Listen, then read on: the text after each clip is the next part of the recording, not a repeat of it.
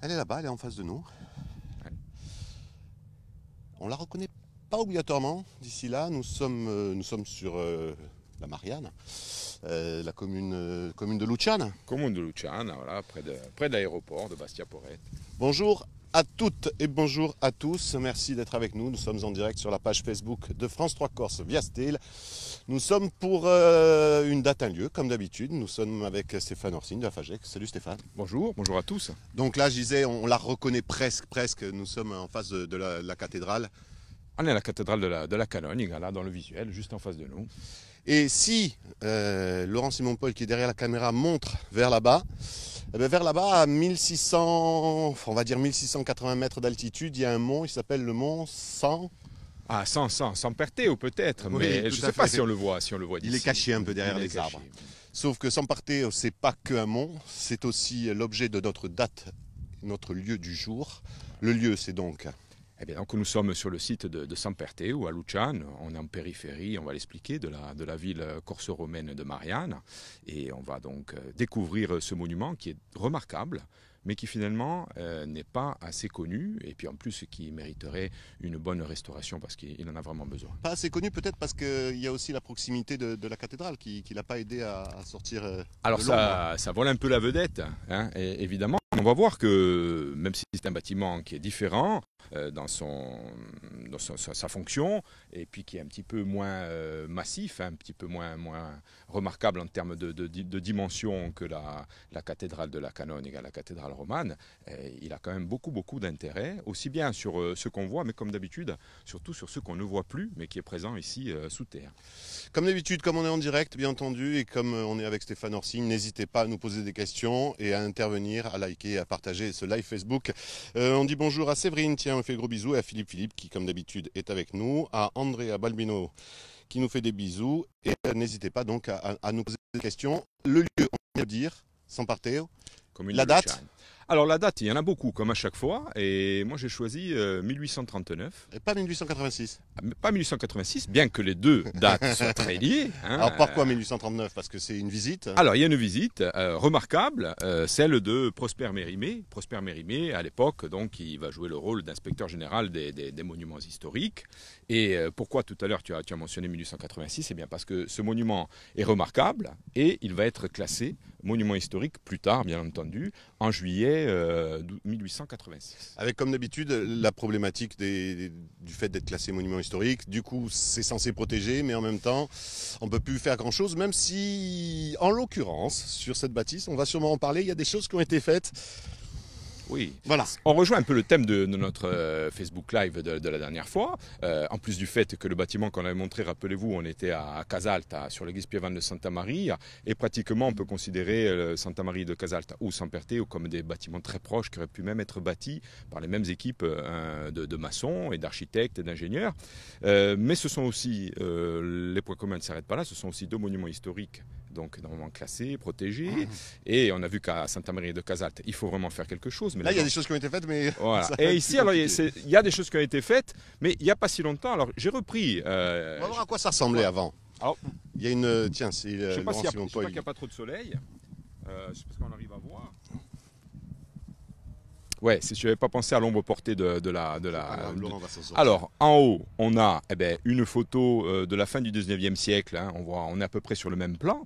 Hein, où on voit l'abside avec la nef. Et puis on voit son état. C'est à peu près l'état qu'a vu Prosper Mérimée au milieu du 19e siècle, hein, dans les années 1839-1840. C'est avant le classement. Et ça, c'est encore l'état de la bâtisse à une période plus récente. Ça, c'est une photo de Geneviève Moracchini-Mazel. Alors, on est sur un plan différent. Hein. Ça, c'est l'autre côté du bâtiment. C'est l'après-midi. Hein, et on voit donc qu'il manque tout le toit. On est au début des années 50. Voilà. Et puis, lorsqu'on regarde le bâtiment, donc classé en 1886, les monuments historiques s'en sont occupés. Mais là, l'architecte des monuments historiques, il était un peu un boucher. Hein. Alors on le dit Permettez-moi clairement, de le dire. ça a été Tout simplement, ça a été surélevé Oui. et on a décidé de mettre un superbe toit en tuiles rouges. Et Voilà. là, Stéphane Orsine de la Fagey qui dit Ah ben, quand on voit, même si on l'a aperçu de loin, mais on a déjà eu l'occasion de faire une émission et puis on peut s'y rendre facilement, quand on voit le traitement au niveau de la restauration de la Canonica, on espère que rapidement, dans les années qui viennent, Samperteo pourra bénéficier des mêmes soins. Alors, au début, disons, la philosophie des architectes des monuments historiques respecte certaines règles. C'est-à-dire qu'on a vraiment gardé les parties authentiques, hein, toutes ces belles pierres taillées. ça, on n'a pas touché. On n'a pas touché. C'est ce surélèvement et ce toit qui est Et bizarre. ensuite, pour ne pas surprendre, on va dire, le visiteur, on traite ce qu'on rajoute d'une autre façon, avec une autre texture, un autre matériau, pour qu'on voit bien ce qu'on rajoute. On ne fait pas un pastiche, on marque la différence entre l'existant qui est authentique et ce qu'on a rajouté. Donc là, à la limite, on peut ne pas aimer le crépissiment, mais on peut très bien le colorer avec un beige, un ocre, peu importe. Mais alors là où on peut dire les architectes des monuments historiques s'est trompé, c'est qu'il a fait une surélévation, comme on l'a dit, vraiment trop importante, et ça dénature complètement les proportions de l'édifice. On dit un petit coucou à Lucie qui nous regarde et qui nous fait des coucous, à Sylvia qui nous embrasse, à Jean-Baptiste Lec qui nous embrasse, à Marie-Claude qui nous dit bonjour, à Daniel Arnaud qui nous fait des gratte mille, et tiens, Laurent Simon-Paul derrière la caméra, regarde, c'est à ça qu'elle devait normalement ressembler à l'origine. Alors, Michel, je dis fini mes coucous, bonjour depuis l'Écosse avec Michel Daniel, c'est très joli, nous dit Roberto, bonjour depuis Nice, nous dit Marianne, et non pas Mariana, Daniel qui nous fait un coucou depuis Porto Vecchio, Giacomo Stefanaggi qui nous fait un coucou, et dommage pour la surélévation surtout aussi, et pourquoi, on va en parler avec Stéphane, et on fait un coucou à Giulia qui se demandait si on pouvait la visiter, on va en parler aussi. Alors, sur la surélévation, eh bien, la FAGEC a fait réaliser une très belle aquarelle par Dominique Grobner, qu'on doit voir à l'écran en ce moment. Et donc, on restitue par cette aquarelle les vraies proportions du bâtiment. Alors, autant la hauteur, finalement, on n'est pas très loin de la vérité. C'est quoi c'est la lose qui l'aurait fait? Alors, la lose, bien sûr, c'est un élément supplémentaire. Hein. Lose, alors, les travaux qui ont été réalisés dans le bâtiment montrent que c'est une lose un peu particulière, avec un filon qui est mauve. Donc, il faudra trouver peut-être des filons de schiste, hein, qui ont cette couleur un petit peu particulière. Donc sur le dessin qu'on a vu, ce qui est intéressant aussi, c'est que sur le fronton oriental, il y a la petite croix. Il y a la petite croix, la croix ajourée au-dessus de l'abside, qui est la partie arrondie. Et puis on va s'approcher un petit peu de l'abside avant d'aller faire le tour, parce que c'est ça qui avait attiré surtout Prosper Mérimée. Avec les deux petites fenêtres de part et d'autre. Ah ouais, il y a plein d'éléments comme ça qui ont un petit peu retenu son attention. Il a été assez critique, Prosper Mérimée. Il a fait le tour de tous les monuments, de tous les sites, donc vers le milieu du 19e siècle, des sites préhistoriques, des sites antiques, et aussi des sites médiévaux. Et bon, la Canonica, ça ne l'a pas ému plus que ça. Par contre, lorsqu'il est venu ici, il a trouvé un grand intérêt, alors dans un endroit particulier de ce bâtiment, donc de Samperteo, qui est l'abside. Donc je le redis, c'est la partie semi-circulaire qu'on voit devant nous. Hein, c'est un bâtiment orienté, donc on est côté est. Et ce qui lui a beaucoup plu, c'est cette décoration très spéciale de l'abside. Qui en fait... C'est sûrement des parties qui ont été récupérées de l'ancienne construction. Exactement. Là, on est sur 11, puis 12. Alors, tu as très bien révisé. Avec du très vieux derrière, du 3-4. Alors, ouais, ça, alors derrière et même dessous. Surtout. Alors là, on a un bâtiment qui présente des incrustations sur toutes ces colonnes qu'on appelle engagées, puisqu'elles sont insérées dans le mur. Ce sont des colonnes en granit qui, elles, proviennent sûrement du site de Marianne. Et Mme Moracchini-Mazel envisageait même qu'elle puisse avoir été récupérée des colonnes de l'église paléochrétienne, donc du 5e, 5e siècle. Ensuite, en haut des colonnes, on a les chapiteaux. Hein, ce sont ces parties, donc en gros un triangle inversé avec ces espèces de pétales. Ce sont ce qu'on appelle des chapiteaux de style corinthien. Et eux, ce sont en calcaire. Donc on a du granit pour les colonnes, du calcaire pour les chapiteaux. Et ces chapiteaux, ils sont destinés à recevoir ces arcades. Hein, donc ces formes semi-circulaires, hein, vous voyez qu'elles retombent à chaque fois sur les chapiteaux. Et ces arcades, elles sont réalisées en marbre. Alors, le granit et les colonnes, ça vient très très probablement de l'ancienne église paléochrétienne. Par contre, les éléments sculptés, les chapiteaux corinthiens, plutôt... Et alors, eux, on a peut-être récupéré du calcaire et du marbre qui se trouvaient sur le site, mais on a retaillé tout au Moyen-Âge, hein, avec ce dessin plutôt avoir des motifs floraux ou des motifs géométriques. Daniel nous fait un petit coucou depuis les Pyrénées-Orientales. Il y a Lily Andréane qui nous dit un petit bonjour, qui nous dit que c'est un bien bel endroit. Jérémy nous passe un bonjour, Philippe aussi. Après, un petit message pour Paul Léonard. Rien de méchant, Paul. Vous vivez comme des Parisiens dans votre bulle. On est en train de visiter une église, donc je vois pas le rapport. Je pense bulle, en tout cas. Une jolie bulle. Je vois pas vraiment le rapport avec la choucroute. Bien sûr, il y a des problèmes, mais on peut aussi parler de notre patrimoine. C'est pas un souci. C'est tout. Antoine nous dit bonjour. Bonjour depuis Santiago de Compostelle. Gros bisous. Seb Céleri nous dit la restauration a été réalisée dans l'esprit de la charte de Venise. Exactement. Mais aujourd'hui, on revient quelque peu sur cette approche dogmatique au profit d'une approche beaucoup plus pragmatique. La charte de Venise, pour faire simple, non. Pour faire simple, je le vois venir. Non, mais l'élément important, on va rester 2 secondes là parce qu'on va parler de la datation. L'élément important que soulève Sébastien Celleri, qui est pas n'importe qui, c'est un architecte du patrimoine.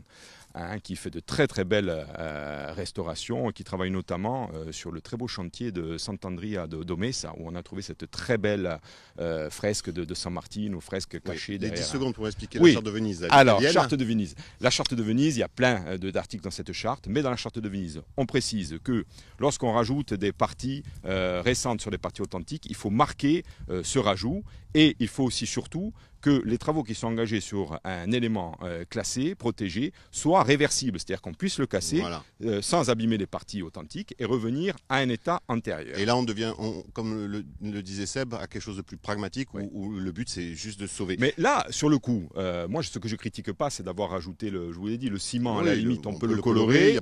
C'est vraiment une affaire de proportion. Et puis, voilà, la tuile, c'est que justement, il y a trop de tuiles rouges. Tu disais, on reste quelques minutes là, on va quand même y aller, mais pour dater, c'est quoi? C'est 11-12 la date est très intéressante parce que, mais on va juste regarder une chose parce que c'est là que tout repose au niveau du bâtiment médiéval, c'est-à-dire celui du Moyen-Âge.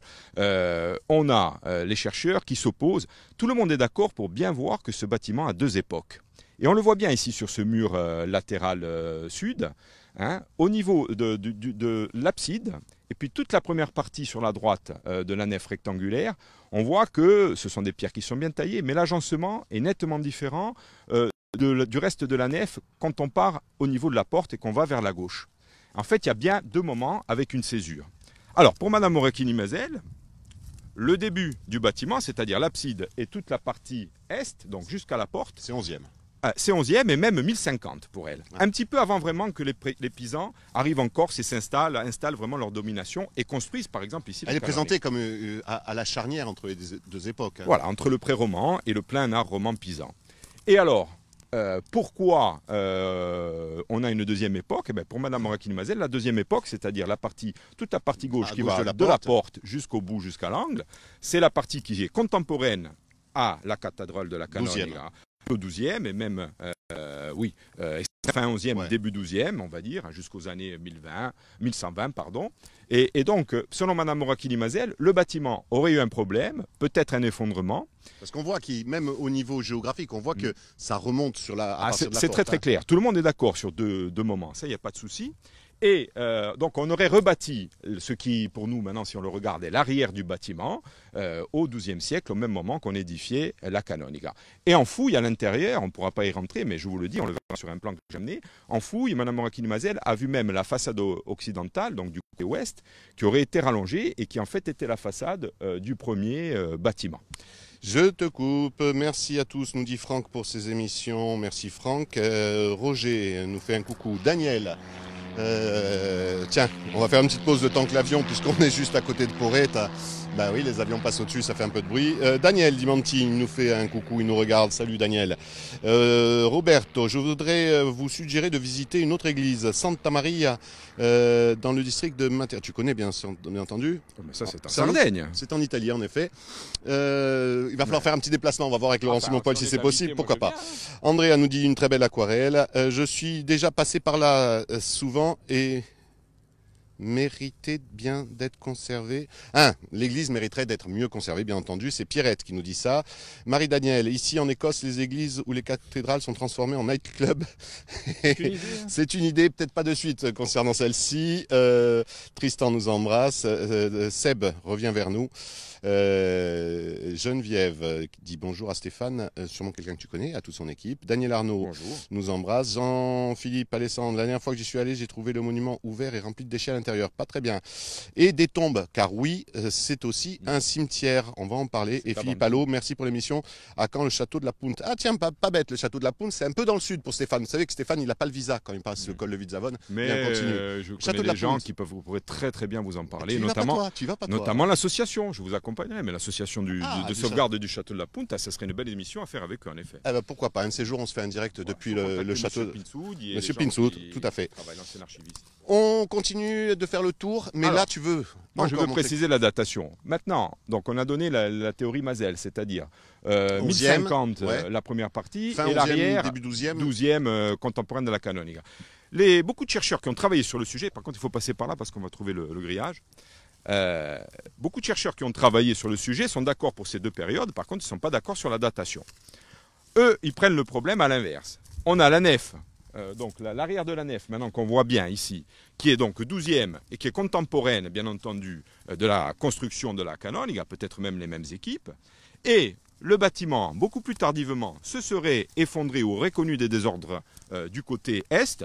Et peut-être au 15e, 16e siècle, on a essayé de reconstruire comme on a pu. Donc ça serait 12 pour le devant et 15 pour la partie que nous on a évaluée du 11e. Et puisque tu parles de la nef, juste tiens, une petite anecdote. Vous êtes en face de la nef la plus grande de Corse, puisqu'elle fait 8 mètres, la plus large. Elle fait 8,50 m de large, c'est particulier. 20 mètres de long, 8,50 m de large. Une vingtaine de mètres de long, 8,50 m de large. Alors bien sûr, c'est important parce que ça veut dire que, comme on sait que ces bâtiments, surtout sur la nef, sont charpentés, ça veut dire qu'il faut avoir des arbres qui soient suffisamment longs et droits pour pouvoir faire une charpente. C'est pas évident. Castellar, la piève de Casinque, Saint-Pancras, est aussi dans ce cas d'une nef qui est quand même assez large. Un cimetière, on me dit. Oui. Il y a un cimetière, mais moi je voudrais finir sur l'affaire de la datation.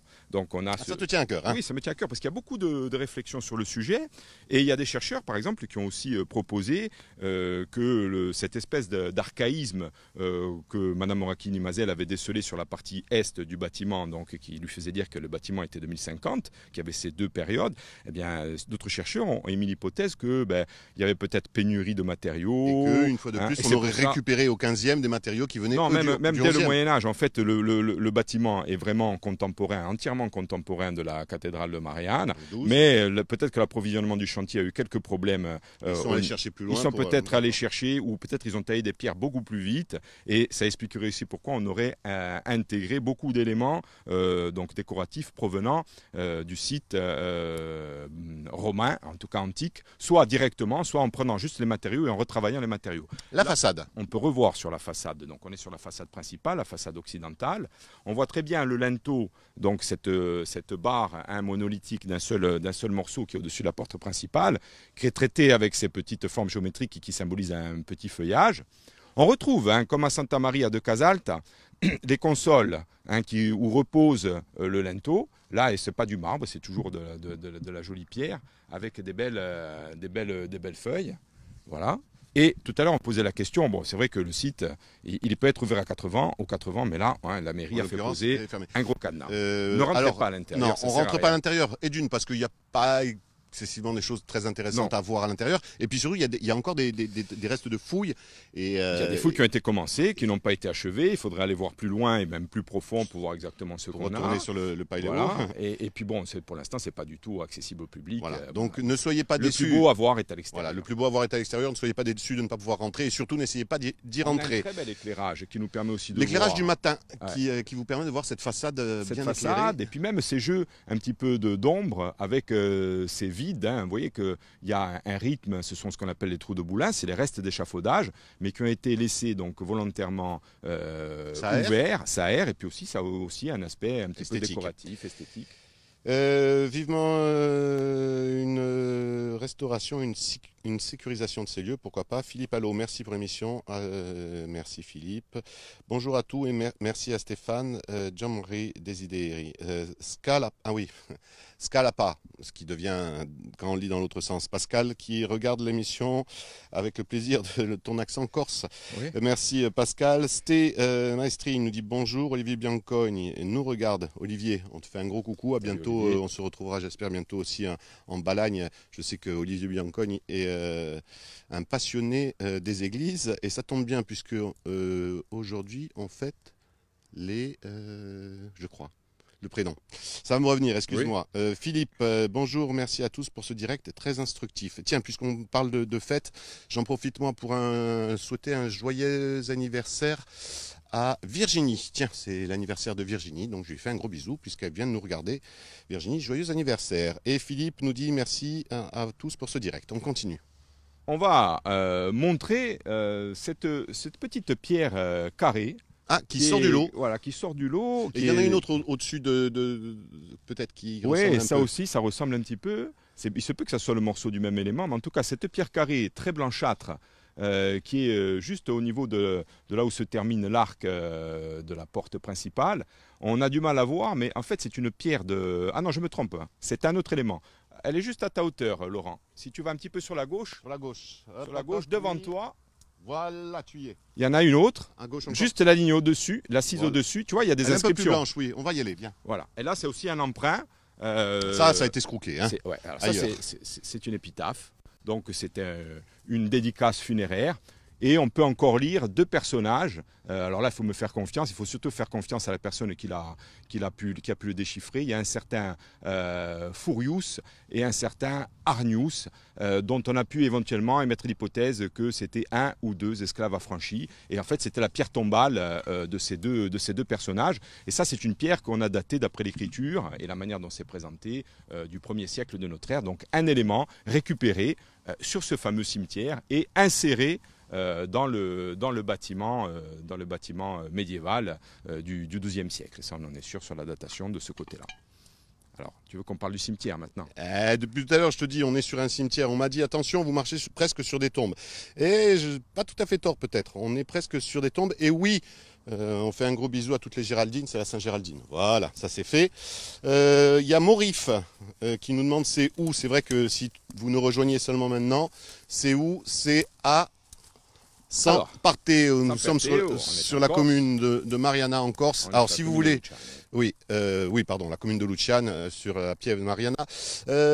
Si vous voulez la visiter, c'est pas très compliqué. Vous allez comme si vous alliez à l'aéroport. Ensuite, vous prenez la route Il y a un panneau indicateur. Vous allez sur la route du Lido, on va dire. Hein, et ensuite, juste avant d'arriver sur la cathédrale, sur la droite, vous avez... Alors, c'est marqué site... il y a marqué site funéraire, je crois. Oui, site funéraire, puisqu'on est justement sur un vaste cimetière qui a été implanté dès l'époque païenne, donc dès l'époque antique et la ville, la création, on va dire, ou peut-être juste après la création de Marianne. On va se mettre là comme ça, Laurent, on ne sera pas à contre-jour, il sera content.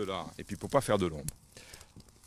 Alors, ici, il faut imaginer, c'est pour ça que j'ai mis des panneaux aujourd'hui, parce que ça demandait vraiment un effort énorme d'imagination. Et pour vous aider à comprendre tout ça, il faut imaginer que l'endroit où on a construit cette église, qui est aujourd'hui perdue au milieu des champs, hein, il n'y a que des pâturages, il n'y a que des brebis qui viennent là, eh bien c'est parce que sous les pâturages et sous le bâtiment, il y a une énorme nécropole, donc un vaste cimetière.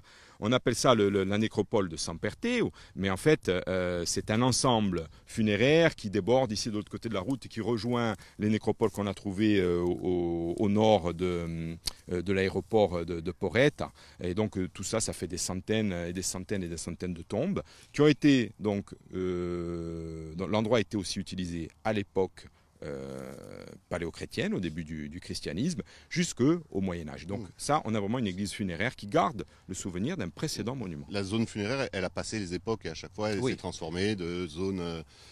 paléo à zone oui, parce que alors, et à chaque fois on l'a rebaptisé. On l'a rebaptisé. Alors, ce qu'il faut savoir, c'est que pourquoi on a une zone funéraire ici? Eh bien, si on se repère par rapport à la Canonica, qui marque un petit peu la cité romaine dans son angle, on va dire sud-ouest, Eh ben, les nécropoles durant l'Antiquité sont toujours mis à la sortie. Il est interdit d'ensevelir dans les villes. Bizarrement, sûrement aussi voilà. Pour des questions de religion, mais surtout pour des questions aussi sanitaires.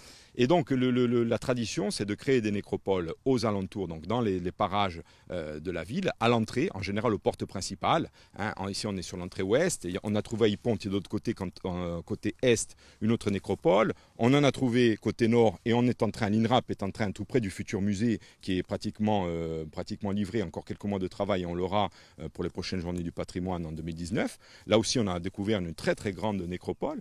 Et donc, tout autour de la ville, on a ces zones funéraires, et elles se trouvent sur les routes d'accès à la ville. Parce qu'il y avait aussi une tradition, c'est aussi une manière, en entrant en sortant de la ville, de regarder les épitaphes, les monuments. De rendre hommage quand on passait. Et de rendre hommage et de se souvenir des morts. Bon, ce qui est encore le cas souvent quand on arrive dans le village, c'est à l'entrée du village ou à la sortie du village qu'on retrouve les zones funéraires. Alors, qu'est-ce qui se passe ici? Dans cette zone funéraire, qui sont aussi des zones protégées, eh bien, les premiers chrétiens vont pouvoir aller enterrer leurs défunts et se livrer à quelques liturgies, à quelques cérémonies sur ces défunts. Et ici, il est probable que, au départ, on ait eu la tombe donc de Samperteo lui-même. Le fameux. Voilà. Puisque, alors lui, il nous arrivait, il avait un peu fui. Alors lui, on en parlera. J'ai préparé un petit panneau. On va avoir une petite photo. J'amène un petit selfie. Il est tombé, il est là-bas derrière. On y retourne. On va y aller. Mais on va juste expliquer les deux monuments. Donc ici, si on regarde en haut de la fichette que j'ai prise, on a à gauche le bâtiment qui est tout cerclé de noir. C'est le bâtiment qu'on voit, c'est le bâtiment médiéval, hein, avec sa nef et l'abside semi-circulaire à l'est. Et à côté, ce bâtiment qui est à la fois noir et blanc, en haut, ça c'est ce qu'ont montré les fouilles, c'est le premier bâtiment sur lequel on a rebâti l'église médiévale. Et là, la différence vraiment importante entre les deux, c'est pas tellement une question de taille, à 1 mètre près c'est aussi long, un peu plus large, une dizaine de mètres de large, et au milieu, il y a 3 nefs par contre. On le voit bien avec les rangées de piliers ou de colonnes, on ne sait pas trop. Hein. Et donc qui là, dit 3 nefs, dit 3 saints patrons. 3 saints patrons. Et ici, on a en plan les deux qui sont superposés et c'est le résultat des fouilles. Donc ici, on a bien ce qu'on voit aujourd'hui. Et légèrement décalé sur le côté, là il y a trop d'herbe pour s'en rendre compte. Un peu dévissé, ouais. Voilà, avec un axe légèrement oblique, hein, on a le premier bâtiment paléochrétien, le premier qui aurait été dédié à Samperteo. Alors, Samperteo. Excuse-moi, avant Samperteo, moi je dis bonjour à Rémi qui nous fait un coucou depuis Versailles. On va aller le voir, Samperteo. On va aller le voir. Je vous dis, j'ai un selfie de Samperteo. Selfie de Samperteo. Rémi qui nous fait un coucou depuis Versailles. Philippe, salut Sté, un petit coucou depuis le Fortin. Philippe Rosier. Philippe Rosier, salut Philippe. Bonjour à toute l'équipe. Telly qui nous dit Manumal, si tu veux. Bonjour à vous et ainsi qu'à mes enfants et petits-enfants qui sont à Ponteletch, Jocelyne. Charlie, Snoopy nous regarde. Dany nous regarde. Jocelyne nous fait un coucou depuis l'Oise. Et Rémi nous dit, super. Le fameux Samperteo qui avait escapé avec les barbares qui lui couraient après. Alors l'affaire de Samperteo, c'est presque aussi compliqué que l'affaire de la datation du monument. On n'est pas tous d'accord. On n'est pas tous d'accord et puis il y a tellement de... Ça repose sur des légendes hagiographiques, donc des histoires des saints, ce qu'ils ont fait, surtout tous les miracles qu'ils ont réalisés. Et ce sont des choses qui sont souvent très très romancées. Il ne faut pas les prendre à la lettre. Il faut essayer d'analyser ces documents et ces traditions et ces légendes en le croisant avec d'autres éléments. Alors, je dirais une dernière chose quand même, après on laissera tomber là c'est déjà tombé d'ailleurs. Voici le selfie promis de Samperteo. Hein, il est ici. Au niveau des tombes, on a dit qu'il y avait des centaines de tombes. Les fouilles de Madame Moracchini-Mazel, à partir des années 50, la fin des années 50, ont ici retrouvé une quarantaine de tombes qui ont des typologies très très variées. Comme on l'a dit, ça a été occupé de la période païenne jusqu'à la période médiévale. On va trouver des tombes dans des amphores. Hein, on mettait les corps quand on commence à mettre des amphores, c'est que c'est plus païen que voilà, chrétien. Normalement. Ensuite, on va trouver des tombes, là aussi on les voit quand c'est un petit peu nettoyé, des tombes sous tuiles, hein, sous des tuiles, des organisations de tuiles triangulaires, ce sont des tombes en bâtière ou à cappuccine. On va trouver aussi des tombes qui sont maçonnées avec des briques rouges. Et puis sur la fin, on va trouver ce qu'on appelle des tombes, des coffres à dalles, avec, il faut imaginer, on en voit un petit peu ici des éléments qui peuvent illustrer ce que je dis. On utilise des dalles un petit peu comme des loses de schiste, hein, on fait le fond du coffre, des dalles de champ pour faire les côtés, et on recouvre avec des dalles au-dessus, ça fait le cercueil et le cercueil en pierre. On retrouve cette typologie très variée, donc pratiquement du 1er siècle de notre ère jusqu'aux époques plus récentes du Moyen-Âge, donc ici sur le site. Alors, Samperteo. Sans filtre. Samperteo, ah ouais, ça on copie. Hein. Donc, Samperteo, alors évidemment, l'iconographie que j'ai choisie, elle est conservée. C'est un tableau qui est conservé pas très loin d'ici, puisque la Kazinka est juste derrière nous. Ici, là, derrière les cannes, il y a un élément très important, c'est qu'on est au plus proche du cours du Golo. Hein, parce que ça, c'est un élément clé dans l'organisation de toute la ville de Marianne. On franchit le Golo, on est en Kazinka, et en Kazinka, il y a le village de Vensolasque. Et dans l'église de Santa Lucia, dans l'église paroissiale, il y a ce tableau, enfin un tableau plus général, et il y a ce personnage, et la tradition orale dit qu'il s'agit de Samperteo. Donc, je vous le livre, au moins on a une visualisation. Et Samperteo ici, il est représenté en évêque. On voit, il a la mitre, il a le manteau, parce que... Il a la fonction... Il a la fonction d'évêque de Marianne. Il y a même des gens qui ont dit, il y a quelques siècles, qu'il aurait même été natif de Marianne. Alors bon, Marianne, ils ont déjà Santa Dévote. Comme on l'a dit tout à l'heure, on est plutôt sur l'épisode des évêques africains qui sont exilés donc d'Afrique du Nord par les Vandales au cours de la seconde moitié du 5e siècle. Alors, soit Samperteo lui-même, soit ses reliques. Voilà, on parle aussi des reliques qui auraient été hébergées. Arrive ici. Alors Samperteo, il n'est pas tout seul. Il a des compagnons. C'est surtout le compagnon de Sainte Restitude. Sainte Restitude, je fais un clin d'œil à Olivier Bancogne. Hein, c'est la sainte locale de Calenzane, très importante. Et donc Samperteo aurait été l'un des compagnons de Sainte Restitude avec deux autres personnages, Samparagorio et Sampartonopeo. Donc ici, il serait arrivé à 3. Et à l'intérieur du bâtiment, on retrouve le même équipement, on va dire, que pour Santa Maria de Casalte, où il y avait ces deux petites chapelles voûtées. 3 absides, 3... Alors, pas 3 absides, mais 3 emplacements pour mettre un hôtel. Voilà. Donc 3 hôtel principal, Samperteo. Et on peut envisager qu'à gauche et à droite, ses copains de voyage. Peut-être. Et ici, sur cette carte, on voit que c'est un saint qui a surtout été honoré dans le nord de la Corse. Et sur cette petite carte, Corba, on voit la dizaine de sanctuaires. Poggio, là. Ouais. Pas Poggio, là. Excusez-moi. Pioggia, là. Marianne, Matra et en bas, Grosse. Ah, un petit truc dans le sud. Mais bon. Ouais, mais c'est pas. En tout cas, c'est ce dont la tradition orale et les documents permettent encore de retrouver la trace. Et ce qui est intéressant, c'est qu'il y a une très belle légende qui dit que Samperteo s'est rendu de Calvi, donc jusqu'ici, jusqu'à Marianne, en empruntant un certain chemin. Voilà, par Mour, par Pioggia, par Udali, par Borgo, et puis après descendu sur Marianne. Alors là aussi, la légende est belle. Il y a toute une tradition orale qui garde le souvenir du passage de Samperteo, qui a permis la réalisation de belles récoltes. Il y a des monuments sur cette route. Et on ne sait pas là encore si c'est Samperteo lui-même de son vivant qui aurait pu faire le voyage ou si ce sont ses reliques qui ont voyagé. Puisque la tradition dit que Samperteo avait sa tête entre les mains. Oui. Hein, voilà, Samperteo a été martyrisé. Hein, comme souvent les saints. Hein, comme souvent. Lucie, un petit coucou depuis la Belgique. Merci Lucie. Fabienne, un petit coucou. Christian Pape, coucou aussi. Akima Zougaril, bonjour. Marie-Pierre Le Chien, un bonjour depuis le nord de la France. Coucou Marie-Pierre. Et oui. Prani. Et le nom de famille, Laurent, tu m'aides? Wifuzana. Voilà, Prani Wifuzana qui nous dit bonjour. Bonjour Prani, est-ce qu'on a fait le tour? On va repartir dans ce sens parce que là-bas c'est trop pas long. Minutes. Alors 5 minutes, c'est toi qui vois. Oh là. Alors, qu'est-ce qu'on peut dire? Ce bâtiment, parce que pourquoi on a construit un bâtiment médiéval? Eh bien parce que le bâtiment plus ancien, de l'époque paléochrétienne, probablement de la fin du 5e siècle, il a été détruit. Et on a même déménagé les reliques. Et Mme Morakini-Mazet a envisagé que ce transport et ce déménagement des reliques avait eu lieu au 8e siècle, à un moment où la Corse, comme beaucoup d'autres régions en Méditerranée occidentale, est soumise aux incursions des Maures, qui font des razzias sur toutes les côtes. Et donc, pour mettre à l'abri les reliques qui auraient été pillées et dégradées par les Maures, qui sont musulmans, c'est aussi un petit peu une guerre de religion, quelque part, eh bien, ces reliques vont être rapatriées dans une petite cité ligure littorale, Nooli, qui est très jolie, je vous invite à aller visiter, et qui a donc un sanctuaire dédié à Samperteo. Elles sont plus là, les reliques? Non. sans Paragorio et sans Partenopeo.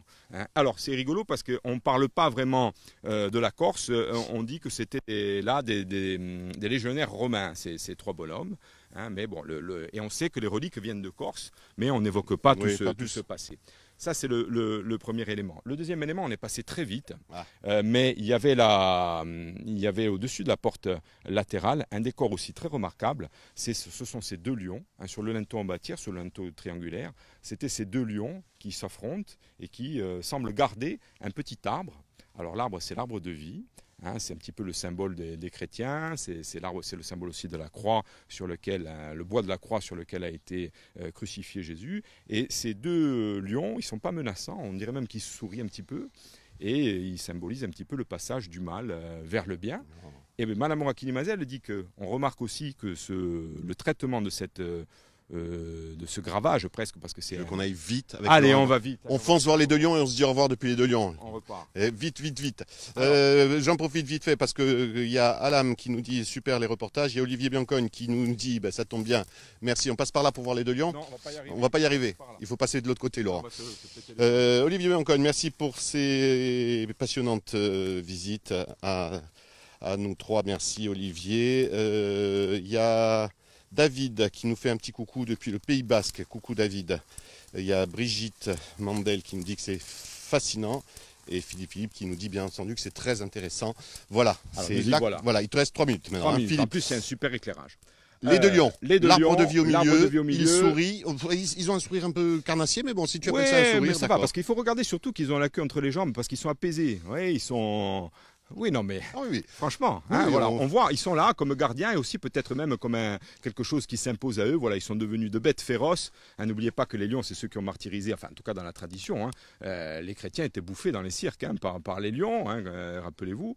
Et donc, ces deux lions sont là, ils sont soumis à cet arbre de vie qui symbolise le bien. C'est un petit peu le passage du mal vers le bien. Voilà. Et alors, ce linteau en bâtière, parce qu'il est triangulaire, ça veut dire ça en bâtière, il a été réalisé en évident. Donc en creusant finalement la surface, hein, c'est un relief un petit peu en négatif. Et selon Madame Morakini-Mazel, le traitement justement de cette sculpture, eh bien, elle le rattachait à la première époque, selon elle, donc à 1050, à la première époque, on va dire pisane, du bâtiment. Enfin, voilà. Ça y est, si on l'arrête pas. Non mais il y a tellement. Alors, il s'arrête pas. Non. Allez, vas-y. Il y a une chose. Je fais pas de pub, mais comme on a dit, 1/10, surtout sur la légende. J'allais le dire. Stop. Bon, alors, plusieurs choses. Vous avez entendu tout ce qu'on pouvait dire avec Stéphane Orsini, mais il en reste encore. Alors, il y a deux solutions. Si vous voulez profiter de l'aspect visuel de la chose, n'hésitez pas à venir, c'est juste à côté de l'aéroport de Porret, c'est en accès libre, même s'il ne faut pas rentrer à l'intérieur. Vous pouvez faire une visite tout seul, mais vous pouvez aussi demander une visite avec la FAGEC. Et si vous voulez des informations écrites supplémentaires, il n'y aurait pas un cahier? Il y aurait un cahier. J'avais une photo, mais elle est trop loin. Elle est là-bas, derrière son parterre. Écoute, cours pendant ce temps, moi, je te laisse 40 secondes pour aller chercher la photo et revenir. Pendant ce temps, moi, j'en profite pour dire un peu merci à nos amis internautes qui nous suivent, à MC Tourking qui nous regarde, à Marie-Blanche, merci beaucoup, c'est très intéressant. Une bonne journée depuis Toulouse. Et un merci aussi à David qui suit notre émission avec plaisir. Et ensuite, une dernière question. Oui, je demanderai qu'est-ce qu'il faut faire concrètement. Voilà le cahier. Je sais pas pourquoi, c'est peut-être passé le matin. Le fameux cahier de la FAGEC concernant les fouilles de Mariana avec les églises. Et sans parter, on retrouve le linteau. On retrouve le linteau avec tes deux lions qui, soi-disant, sourient. Après, ça, c'est comme pour tout. C'est une interprétation. C'est vous qui choisissez. C'est vous qui choisissez. Moi, j'ai un petit sourire carnassier. C'est pas obligatoirement rassurant, mais si tu dis qu'il sourit pour célébrer le passage du mal vers le bien, pourquoi pas. 3 mots. Qu'est-ce qu'il faudrait faire aujourd'hui ici? Parce que même si c'est pas super beau, les tuiles et tout, ça au moins mis hors d'eau, ça protège. Bien sûr. C'est déjà ça. Mais continuer les fouilles en dessous? Alors, il y a 2 parties. Il y a la partie restauration, rénovation et valorisation. Ça, de toute manière, c'est les architectes des monuments historiques qui s'en chargent avec la commune, puisqu'on est sur une propriété communale. Et donc, les recherches ne sont pas abandonnées. Il y a toujours des archéologues qui travaillent à Marianne. Et bien sûr, ça serait de reprendre les fouilles, ou en tout cas, si les fouilles sont terminées, parce que bon, une fois qu'on a fait une tombe, c'est pas la peine d'en fouiller 50, eh bien, c'est de valoriser, de mettre peut-être un sous-sol transparent pour que les gens puissent accéder à l'intérieur de l'édifice pour une valorisation interne. Voilà, sans dégrader, bien entendu, la partie fouille. Le plancher en verre, ça peut être une idée. Coucou et merci depuis la Belgique. Merci Michel. Et merci à Marie-Blanche Chanchereau qui nous fait un coucou depuis Toulouse. Oui, vous pouvez contacter la FAGEC. Oui, vous pouvez contacter la FAGEC si vous voulez faire une visite guidée avec Stéphane Orsigne, que vous pouvez contacter au 06 21 18 533. fagec@wanadoo.fr. Sinon, c'est fagec@wanadoo.fr. Stéphane, merci de nous avoir fait découvrir cette église qui est un peu, c'est vrai, qui est un peu phagocytée par la grande cathédrale là-bas. J'aime bien. Mais qu'on aime beaucoup. Elle est au milieu d'un champ. Elle est le matin surtout. Venez la visiter le matin parce que l'éclairage est particulier avec le soleil qui nous vient là-bas. Ça fait ressortir tous ces reliefs. Merci d'avoir été avec nous pour cette date un lieu. Je rappelle, la date, c'était 1839. L'époque où Mérimée est venu porter son regard sur cette église. Et bien entendu, le lieu, c'était l'église Saint-Parté sur la commune de Luciane. On se retrouve bientôt ensemble sur la page Facebook de France 3 Corse Viastel pour un autre live Facebook. Et on se retrouve bientôt aussi avec Stéphane Orsigne et la FAGEC pour une date un lieu. Oh, ça sera malheureusement sur le début de l'année prochaine. C'est vrai que les vacances arrivant, on sera obligé de faire un petit bond sur l'année prochaine. On fera aussi avec Stéphane, mais ça sera dans un autre cadre, la visite du château de la Pounte, puisqu'on s'y est engagé. C'est bon? Merci Stéphane, merci à vous d'avoir été avec nous.